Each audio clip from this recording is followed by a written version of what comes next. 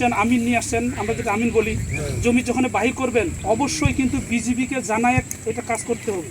এখন এইখান থেকে যদি আপনি ভিতরে করেন নো প্রবলেম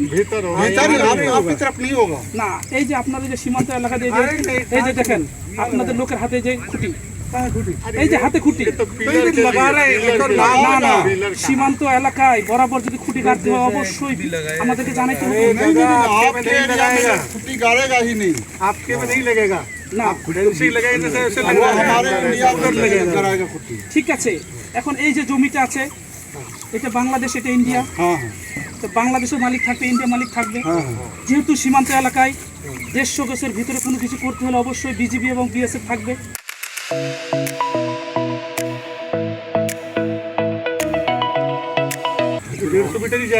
তাহলে আপনারা আসলেন, আপনাদের লোক আসলো, আপনারা এখানে সীমানা বাহির করতেছেন, এই যে খুঁটি আপনাদের গাড়তেছেন, অথচ বিজিবিকে ইনফরমেশন করেন নাই।